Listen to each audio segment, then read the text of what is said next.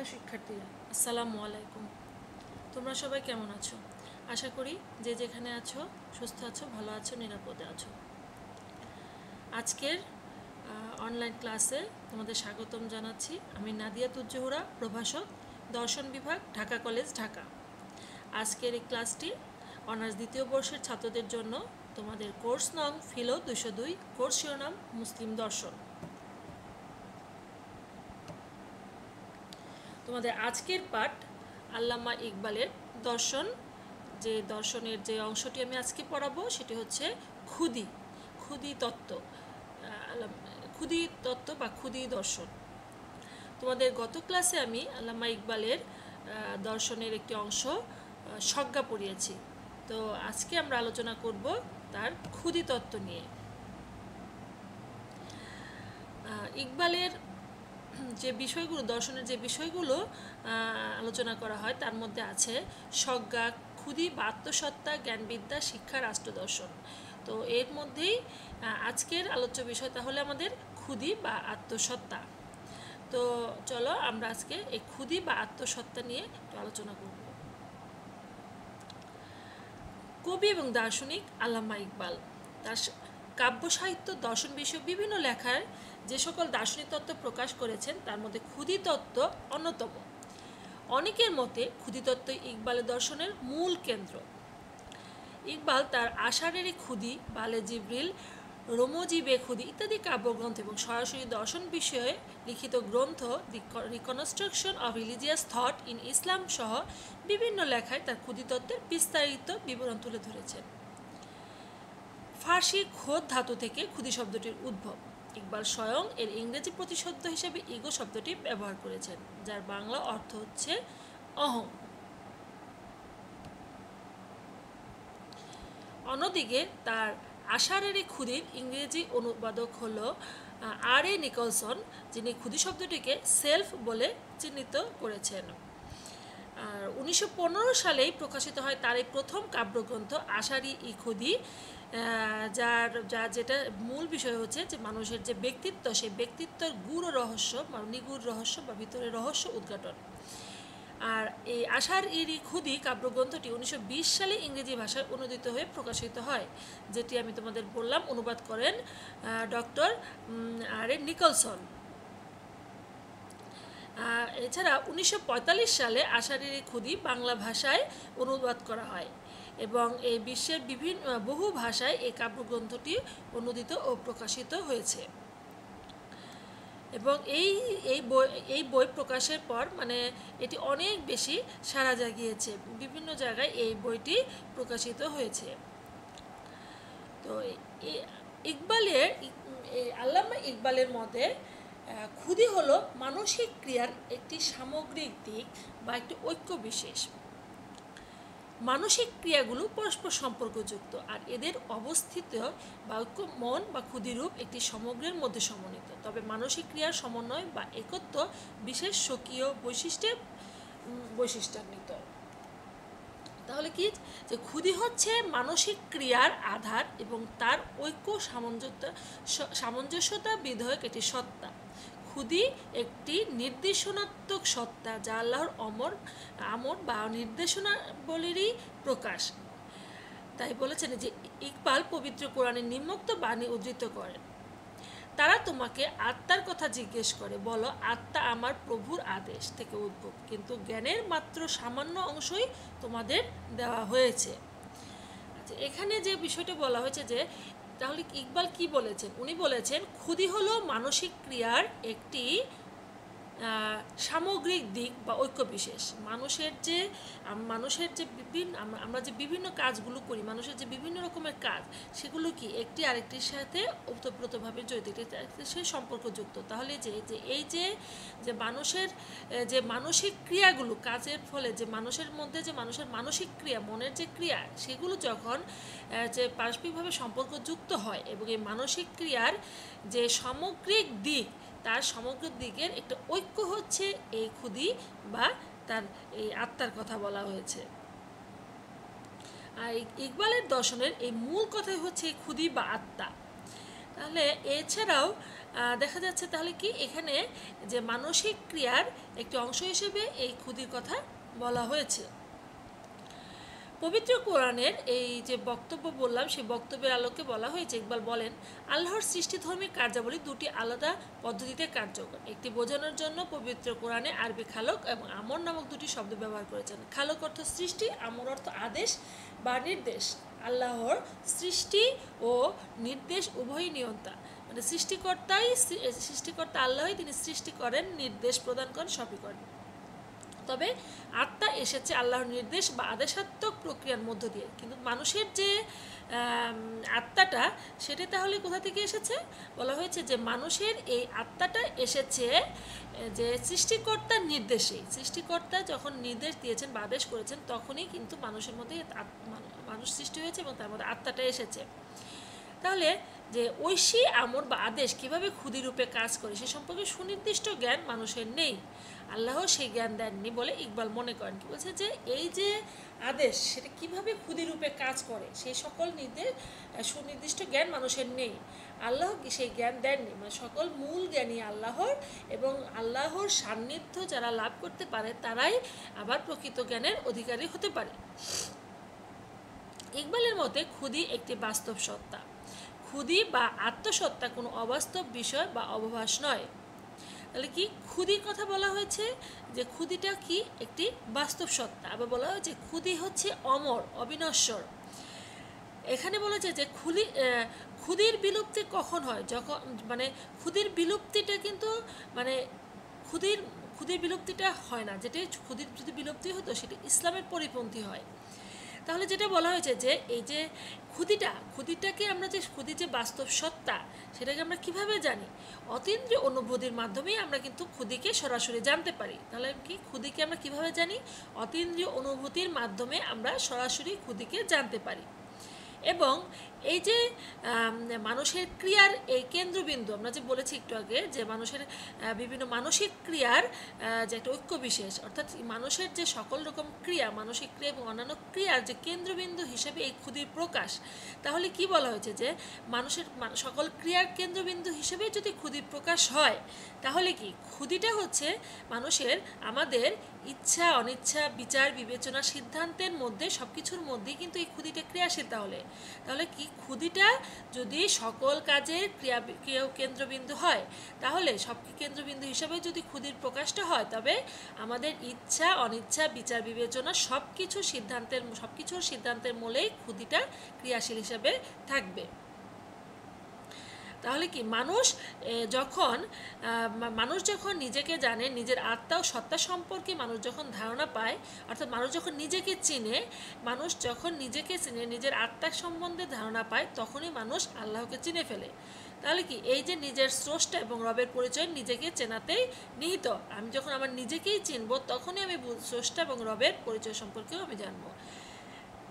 তাই বলা হয়েছে যে এখানে একমাত্র যে নিজেকে চেনার মাধ্যমেই, তাহলে কি যে এই যে নিজের পরিচয়, নিজের যে আসল পরিচয়ের উপলব্ধি, সেটাই হচ্ছে ক্ষুধির মূল বিষয়। যে আমি যখন আমার নিজেকে জানবো, নিজের আত্মা সম্পর্কে জানবো, নিজেকে জানবো, নিজের শক্তি সম্পর্কে জানবো, নিজের মধ্যে কি আছে, নিজের আসল পরিচয় উপলব্ধি করতে পারবো, তখনই বুঝবো যে আমার মধ্যে ক্ষুধিটা কিভাবে আছে। এবং তাহলে কি বলা যায় যে আমাদের ইচ্ছা, অনিচ্ছা, বিচার, বিবেচনা, সিদ্ধান্তের সব কিছুর কেন্দ্রবিন্দু হিসেবেই এই যে ক্ষুধিটা আছে। এবং এই যে ইকবালের ক্ষুধি, এটা কিন্তু মানে শুধুমাত্র আমিত্ব নয়, শুধুমাত্র আমি আমার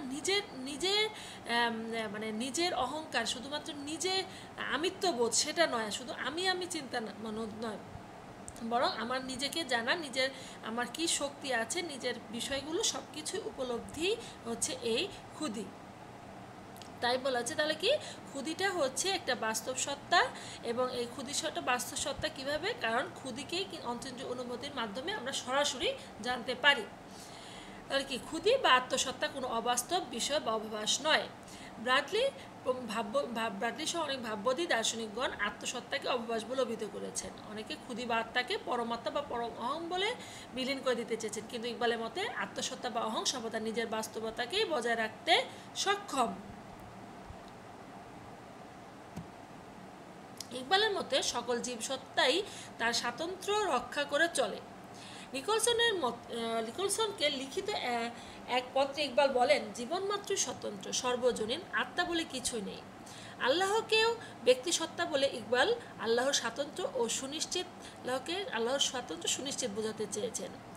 সর্বেশ্বরবাদী দার্শনিকরা যেভাবে আল্লাহকে সবকিছুর মধ্যে বিলীন করে দেখেছেন, তিনি সেই মতের সাথে কিন্তু একমত হতে পারেননি। তবে পূর্ণতা পাবার আকাঙ্ক্ষা তার অদম্য। অন্যদিকে আল্লাহ পূর্ণ, তার ব্যক্তিত্ব স্বয়ংসম্পূর্ণ। তাহলে এখানে কি বলা হয়েছে যে সর্বেশ্বরবাদী দার্শনিক যারা, তারা কি বলেছেন যে তারা বলছেন যে সর্বেশ্বরবাদীরা মানে কি সব কিছুদের মধ্যে সৃষ্টিকর্তা আছেন, কিন্তু ইকবাল তাদের সাথে একমত হতে পারেনি। তিনি বলছেন যে সৃষ্টিকর্তা পূর্ণ, সৃষ্টিকর্তা হচ্ছেন পূর্ণ, তবে এই পূর্ণতা পাবার আকাঙ্ক্ষা আবার অনেকেরই মধ্যে আছে। তাহলে কি, এবং এই সৃষ্টিকর্তা পূর্ণ এবং তার ব্যক্তিত্ব সম্পূর্ণ।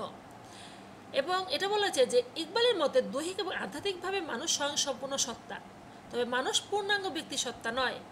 কি মানুষের কথা বলা হয়েছে, মানুষ দৈহিক এবং আধ্যাত্মিকভাবে মানুষ স্বয়ংসম্পূর্ণ সত্তা হতে পারে, কিন্তু মানুষ স্বয়ংসম্পূর্ণ নিজে নিজে স্বয়ংসম্পূর্ণ হতে পারে, কিন্তু তাই বলে মানুষ পূর্ণাঙ্গ ব্যক্তি সত্তা নয়।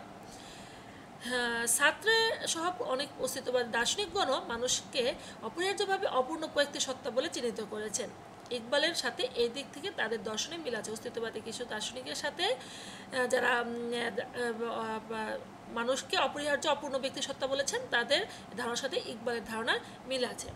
ছাত্র বলেন, মানুষ ঈশ্বর হতে চায়, অর্থাৎ ঈশ্বরের মতো পূর্ণতা চায়। আল্লামা ইকবাল বলেন, মানুষ আল্লাহর সাথে সম্পর্কের মাত্রানো যে পূর্ণতা লাভ করে। তাহলে কি অস্তিত্ববাদী দার্শনিক ছাত্র বলছেন যে মানুষ ঈশ্বর হতে চায়, অর্থাৎ ঈশ্বরের মতো পূর্ণতা চায়, কিন্তু আল্লামা ইকবাল বলেন মানুষ আল্লাহর সাথে সম্পর্কের মাত্রা অনুযায়ী পূর্ণতা লাভ করে। যখন মানুষ কখন পূর্ণতা লাভ করবে, যখন মানুষের সাথে আল্লাহর ঘনিষ্ঠ সম্পর্ক হবে, মানুষ যখন সৃষ্টিকর্তার সান্নিধ্য লাভ করতে পারবে, সৃষ্টিকর্তার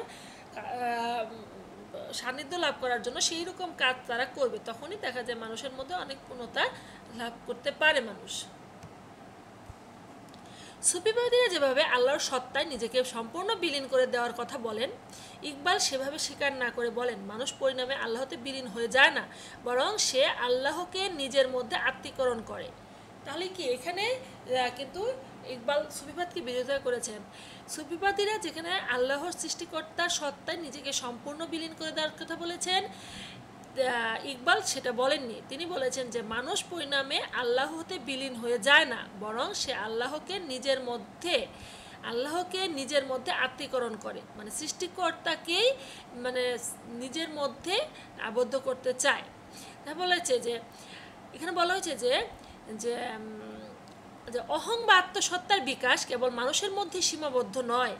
ইকবাল বলতেছেন এই যে অহং বা আত্মসত্তা, এটা সকল জীবের মধ্যেই আছে, সকল জীবের মধ্যেই প্রবাহমান, তবে মানুষের মধ্যে সর্বোচ্চ বিকাশ লক্ষ্য। তাহলে এই যে অহং বা আত্মসত্তা, এই যে ইগোর কথা বলা হয়েছে এটা সকল মানুষের মধ্যে, যে এটা যে কেবল শুধুমাত্র মানুষের মধ্যে আছে তা না, এটা সকল জীবের মধ্যে আছে, তবে মানুষের মধ্যে এর বিকাশটা সবচেয়ে বেশি।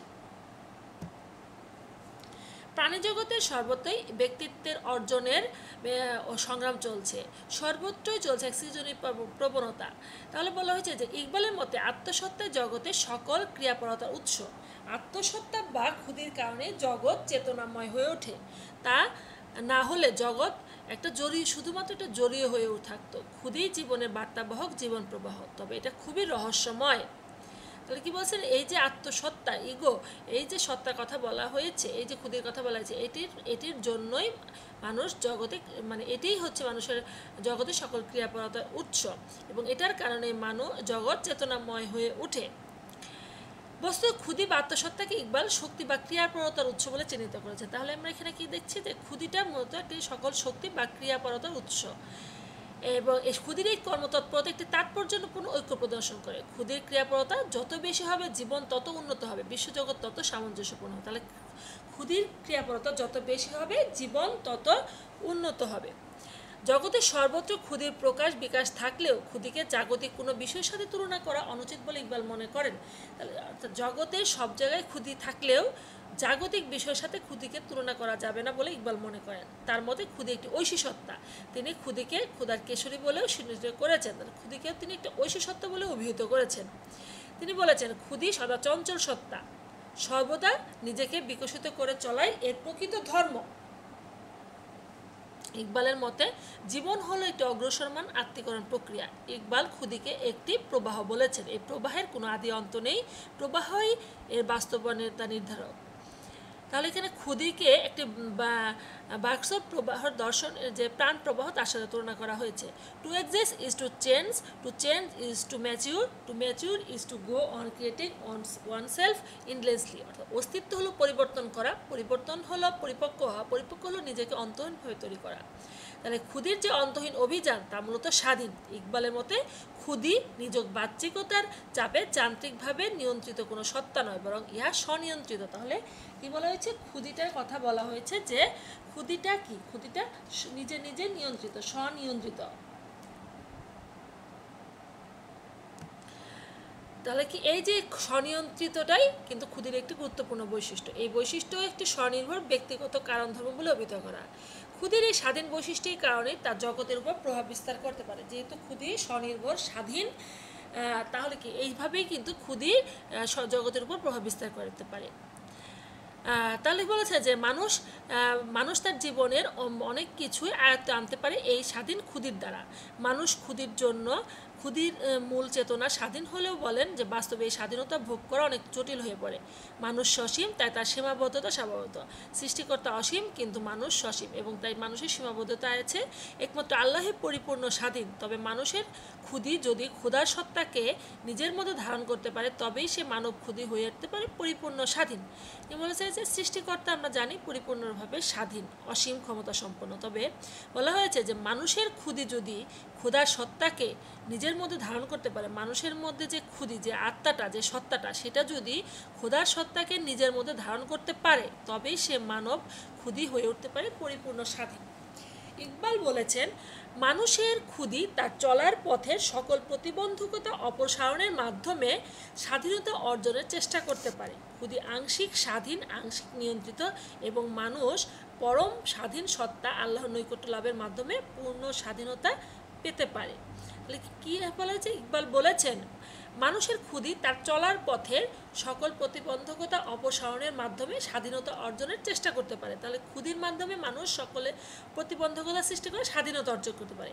ক্ষুদি আংশিক স্বাধীন, তাহলে কি ক্ষুদি আমরা জানি পূর্ণ স্বাধীন নয়, পূর্ণ স্বাধীন সৃষ্টিকর্তা। তাহলে কি ক্ষুদি এবং সৃষ্টিকর্তা পূর্ণ স্বাধীন, নিয়ন্ত্রিত, এবং নিজেই নিজের মতো করে স্বাধীন।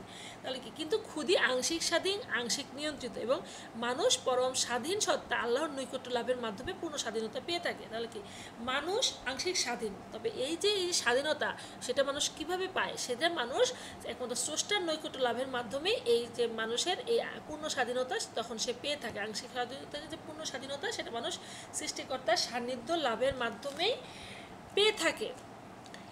ইকবালের মতে আত্মার এই স্বাধীনতা অর্জনের তিনটি স্তর রয়েছে। কি? আইন বা নিয়মের অনুবর্তিতা, আত্মশাসনমূলক, এবং আল্লাহর প্রতিনিধিত্বকারী। তাহলে বলা হয়েছে যে মানুষ তার আত্মাকে প্রাথমিকভাবে আল্লাহর আইনের বিধি বা বিধানের, কোরআনের দ্বারা নিয়ন্ত্রিত করবে। তাহলে ইকবালের যেটা বলছেন যে আত্মার এই স্বাধীনতা অর্জনের ক্ষেত্রে তিনটি স্তর রয়েছে। তাহলে আত্মার যখন স্বাধীন হবে, তখন যে তিনটা স্তর অতিক্রম করতে হবে, সে তিনটা কি কি? যে মানুষ তার আত্মাকে প্রাথমিকভাবে আল্লাহর আইনের বা বিধিবিধান, অর্থাৎ যে কোরআনের আইন, সে তার দ্বারা নিয়ন্ত্রিত করতে হবে। যার প্রকৃত মডেল হলো হযরত মুহাম্মদ সাল্লাল্লাহু আলাইহি সাল্লাম, যার আচরণ সুন্নাত। মানব মন প্রাথমিকভাবে এই আইন মানতে নিজের ভিতর থেকেই বাধার সম্মুখীন হতে পারে, কিন্তু অন্তরে অবাধ্যবাধকতা আইনের দ্বারাই দমন করতে হবে। বলা হয়েছে উদাহরণস্বরূপ উট যেমন ধৈর্য আর অধ্যবসায়ের সাথে মনোবের বোঝা বয়ে নিয়ে গন্তব্যের দিকে চলে, তেমনি মানুষও স্রষ্টার বিধান মতো চলতে হলে জীবনের পথে গন্তব্যে। আইন ও বিধাতার বিধান মেনে চলতে চলতে মানবতা এক পর্যায়ে আত্মনিয়ন্ত্রণমূলক পূর্ণ ক্ষমতা অর্জন করতে পারে। এই অবস্থায় বাধ্যবাধকতা তার জন্য কোনো কষ্টকর কিছু হবে না, সে নিজেই যেন হয়ে উঠবে আইনের উৎস। মাটির মানুষ তখন ধীরে ধীরে যে হিরে জহরত হয়ে উঠবে, সে তখন নিজেই নিজেকে শাসন করবে। তাহলে কি মানুষ প্রথমে আইনের মধ্যে চলবে। আইন সেই আইনটা কি, বিধিবিধানটা কি, কোরআনের আইন এবং হযরত মুহাম্মদ সাল্লাল্লাহু আলাইহি সাল্লামের যে আচার আচরণ যা সুন্নাত হিসেবে আমরা পালন করি, সেই আইন সেগুলো আমাদের মানতে হবে এবং নিজেকে শাসন করতে হবে। তারপর কি, যে সৃষ্টিকর্তার প্রতিনিধিত্বকারী, যেটা বলেছে যে আল্লামা ইকবাল দেখাতে চান যে খোদার বিধান মানতে মানবতার মধ্যে এমন একটি অবস্থা আসে যখন কোনো ভয় বা বাধ্যবাধকতাতে নয়, আপন উদ্যোগ থেকেই আইন মেনে চললে মানুষ। তাহলে কি এই যে বিষয়গুলো, যে প্লেটোর দার্শনিক রাজার সাথে এই বিষয়গুলো তুলনা করা হয়। প্লেটো এই প্রসঙ্গে বলেন, একজন বিচক্ষণ শাসকের হাতে আইন দ্বারা সীমাবদ্ধ করা একজন দক্ষ চিকিৎসকের বৈদিকে ব্যবস্থাপত্র লিখতে বাধ্য করার মতো ক্ষতিকর হবে। অন্যদিকে শাসন, যেটা হচ্ছে বাহ্যিক মোহ কামনা, এগুলো না মেনে আত্মা নিজের দ্বারাই যখন শাসিত হয়, তখন সেই আত্মাকে অবশ্যই স্বাধীন বলা হয়। তাহলে আমরা দেখতে পাচ্ছি এখানে আবার ইমানুয়েল কান্ট তার নীতিবিদ্যায় দেখান, মানুষের ইচ্ছা যখন বাহ্যিক কোনো ঝোঁক বা প্রবণতা দ্বারা অনুপ্রাণিত না হয়, একান্ত নিজের কর্তব্যবোধ থেকে অনুপ্রাণিত হয়, তখন সেই ইচ্ছা নিজের দ্বারাই নিজে পরিচালিত হয়, আর তখনই সেটা স্বাধীন ইচ্ছা হয়, স্বাধীন অবস্থা হয়। তাহলে ইকবালের মতে ক্ষুদির নিম্নতর স্তর থেকে উচ্চতর স্তর থেকে ধাবিত হয়। কোথায়? নিম্নতর স্তর থেকে উচ্চতর দিকে ধাবিত হয়। তাহলে কি চেতনার উৎকর্ষতার সঙ্গে ক্ষুদির উৎকর্ষতা বৃদ্ধি পায়। ক্ষুদি চলমান, ক্রমপ্রবাহমান। ক্ষুদির ক্রম অগ্রসরমান প্রক্রিয়ায় উপযুক্ত তিনটি স্তর, কোনটি? আইন বা নিয়মের অনুবর্তিতা, আত্মশাসনমূলক এবং আল্লাহর প্রতিনিধিত্ব করা। তাহলে এই যে এই তিনটি স্তর অতিক্রম করার প্রয়োজন পড়ে। এই ঐশী প্রতিনিধিত্ব হলো পৃথিবীতে মানব উন্নয়নের তৃতীয় এবং শেষ স্তর। এই অবস্থাকে তিনি বলেছেন, এই যে আল্লাহর প্রতিনিধিত্ব করে, এখানে তো বলেছেন মানবাত্মাই পৃথিবীতে আল্লাহর প্রতিনিধি। তাহলে কি এখানে প্রতিনিধিত্বকারী কারা? যে আল্লাহর প্রতিনিধিত্ব মানবাত্মা, মানুষের মানবাত্মাই পৃথিবীতে আল্লাহর প্রতিনিধি। আত্মার বিবর্তনের বর্ণনায় ইকবাল এর কিছু সহায়ক বিষয়ের কথা বলেছেন। এই বিষয়গুলো কি কি? আত্মার উন্নতিতে বিশেষভাবে সহায়ক ভূমিকা পালন করে। সেগুলো হচ্ছে প্রেম, দারিদ্র্য বা ফকিরি, সাহস, ধৈর্য, শক্তি অর্জন, সৃজনশীল ক্রিয়াতৎপরতা। কি ইকবালের মতে প্রেম বা আত্মার এক বিশেষ শক্তিস্বরূপ। প্রেমের ফলে বলিয়ান ক্ষুদি জগৎ সংসারের সকল বিরূপ অবস্থাতে আয়ত্তে আনতে পারে। মানব জীবনের প্রেম তাই মহামূল্যবান রত্নবিশেষ। প্রেমের দ্বারা অনুপ্রাণিত ক্ষুদির দ্বারাই জগতের মহৎ সৃষ্টি ও কীর্তি সম্ভব হয়ে ওঠে। তাহলে কি এখানে প্রেমের কথা গুরুত্বপূর্ণভাবে দেওয়া হয়েছে, কারণ প্রেম নামক যে আত্মার একটা বিশেষ শক্তি, এর মাধ্যমেই সকল কর্ম বিকশিত হয়। অর্থাৎ মানুষের কর্ম যে শক্তি, সেটার মূল হচ্ছে এই প্রেম নামক শক্তি। তারপর বলেছে যে মানবাত্মা বিশেষ আত্মা হিসেবে জাগতিক জীবনে অস্তিত্বশীল হলেও ইহা পরমাত্মা বা আল্লাহর কাছ থেকে এসেছে, পুনরায় আল্লাহর কাছে বিলীন হবে। তাহলে মানবাত্মা বিশেষ আত্মা হিসেবে, তাহলে মানুষের যে আত্মা, সেটা বিশেষ আত্মা হিসেবে জাগতিক জীবনে অস্তিত্বশীল, আবার পরমাত্মা বা আল্লাহর কাছে একসময় চলে যাবে এবং পুনরায় আল্লাহর সাথে মিলিত হওয়ার বাসনাই হলো ক্ষুদি বা আত্মার ক্ষেত্রে প্রকৃত প্রেমের প্রেষণা। তাহলে কি এই যে মানুষের যে আত্মা, এটাই সৃষ্টিকর্তাই পাঠিয়েছেন, আবার সৃষ্টিকর্তাই তার নির্দেশে আবার এই আল্লাহর কাছে আবার বিলীন হয়ে যেতে হবে মানুষের যে এই যে আত্মা, সেটা। তাহলে কি এই নশ্বর পৃথিবীতে সর্বত্রই ছড়িয়ে আছে অবিনশ্বর আল্লাহর প্রেমের ছোঁয়া। একজন খোদা প্রেমিক তাই এই মর্তলোকে সর্বত্র খোদা শাশ্বত প্রেমলীলা খুঁজে পান এবং সেও সব কিছুর মধ্যে থেকে আল্লাহকে ভালোবাসতে এবং তার সাথে মিলিত হতে চেষ্টা করে।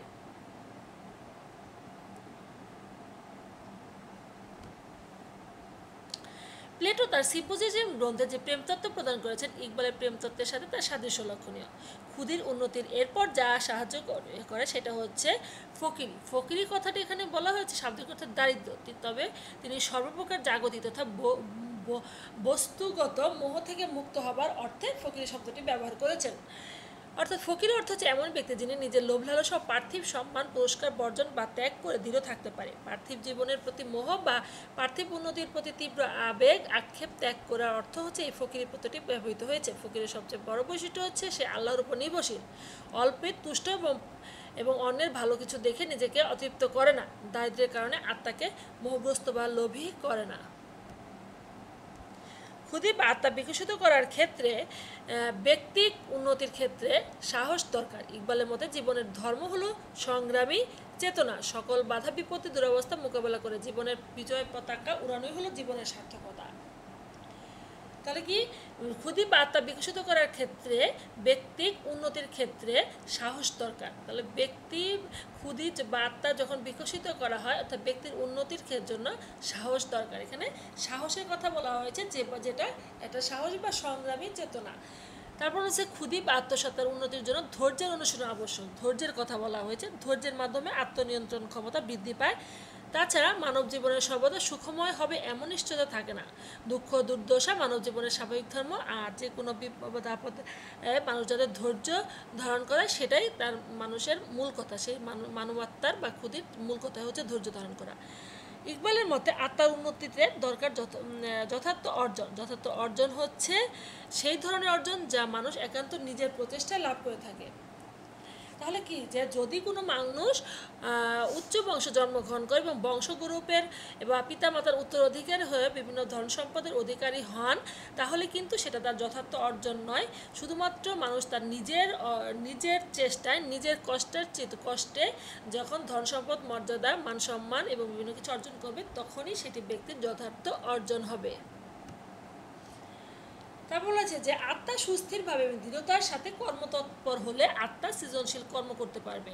নাকি আত্মার মধ্যে যখন দৃঢ়ভাবে কর্মতৎপরতা তৈরি হবে তখনই আত্মা সৃজনশীল কর্ম করতে পারবে। নতুন কোনো সৃষ্টিশীল উদ্যোগ নিতে হলে মনকে বিশ্বাসী ও স্বপ্নময় করে তুলতে হবে। ইকবালের মতে সকল ব্যক্তির মধ্যে কম বেশি সৃজন তৎপরতা বিরাজমান, কিন্তু সকলের মধ্যে এর মাত্রা সমান হয় না। এই সৃজনশীলতার মাত্রার উপরও ক্ষুধির মান নির্ভর করে। এরপর আমরা আলোচনা করব যে সকল অশুভ কারণে ক্ষুধি দুর্বল বা ক্ষতিগ্রস্ত হয় সেগুলো কি কি। একটা হচ্ছে ভয়। ভয় আমাদেরকে পিছিয়ে ফেলে, তাই এই ভয়কে দূর করে সাহসী হতে হবে। তার কারণ ভয় থাকলে এটি ক্ষুধির খুবই দুর্বল দিক।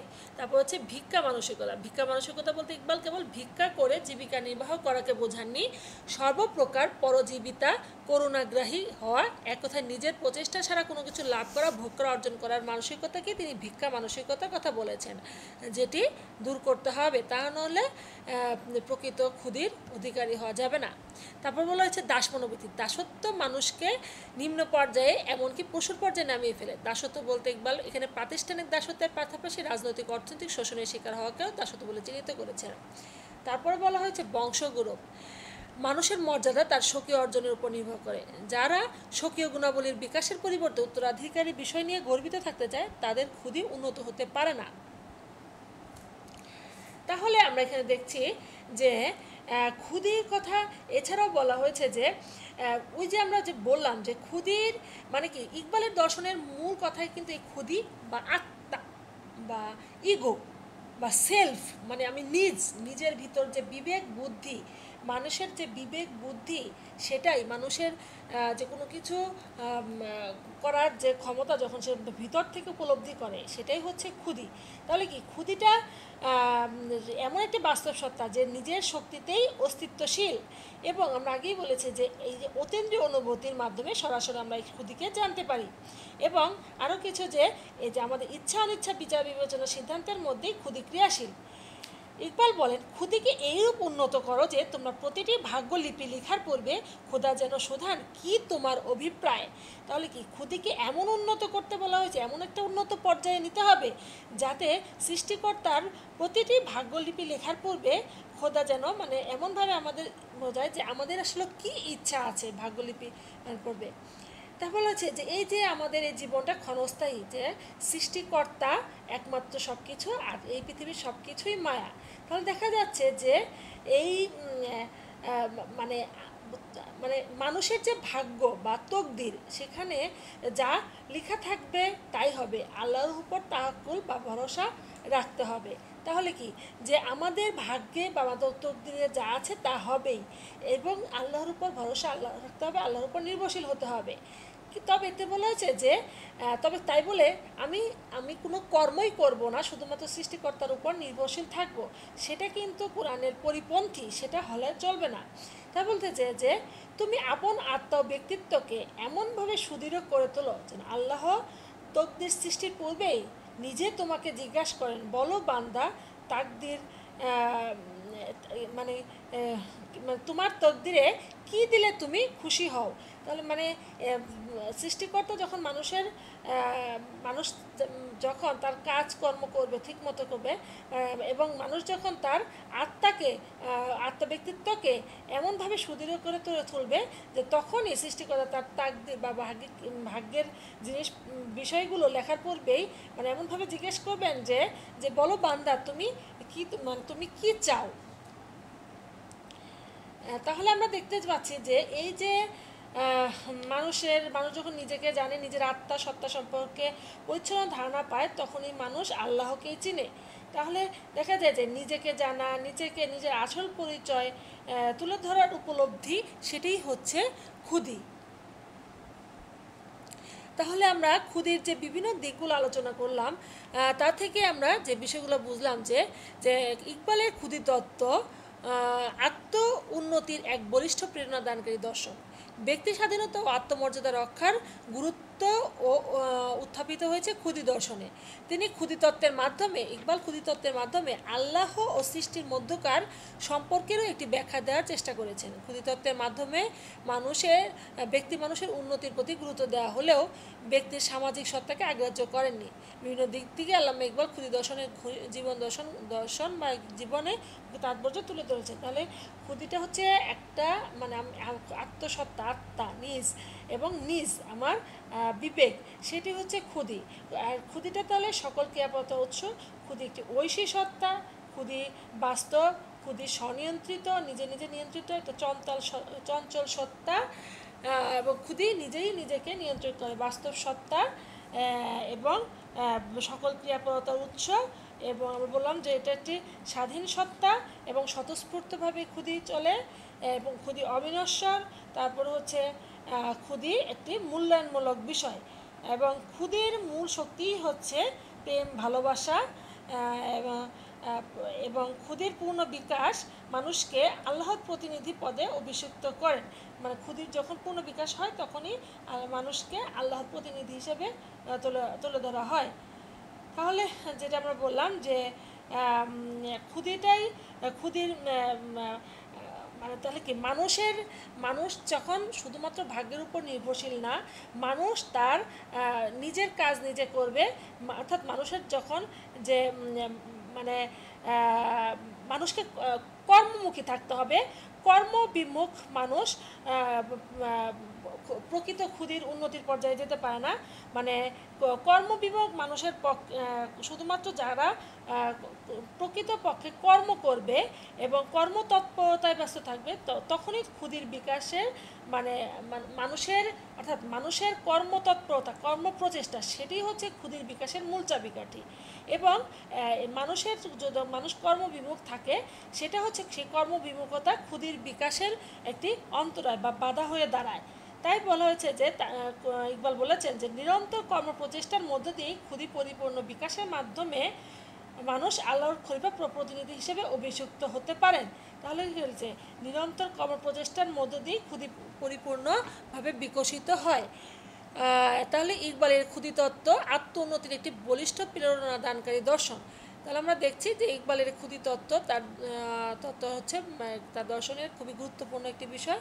তো প্রিয় শিক্ষার্থীরা, আমি আশা করি আজকের এই ক্ষুধি তত্ত্ব বিষয়টি তোমরা মনোযোগ দিয়ে শুনেছ এবং তোমরা এই ক্ষুধি তত্ত্ব বিষয়টা আমার লেকচার ফলো করবে এবং তোমরা বিভিন্ন বইয়েও এই ক্ষুধির বিষয়ে অনেক ডিটেলস আরও লেখা আছে। তো তোমরা বই দেখবে এবং আমার এই লেকচারটা ফলো করবে এবং তোমরা ক্ষুধি বা আত্মসত্তা, যে এই যে আত্মা, ইগো, এটা তোমরা খুব ভালোভাবে বুঝতে পারবে। তো প্রিয় শিক্ষার্থীরা, আজকে এই পর্যন্তই। আমি আশা করি আমার ক্লাসের মাধ্যমে তোমরা একটু হলেও উপকৃত হবে। তো তোমরা সুস্থ থেকো, ভালো থেকো, নিরাপদে থেকো, প্রয়োজন ছাড়া ঘরের বাইরে বের হবে না। তো আজকে এখানেই শেষ করছি। ধন্যবাদ। আল্লাহ হাফেজ।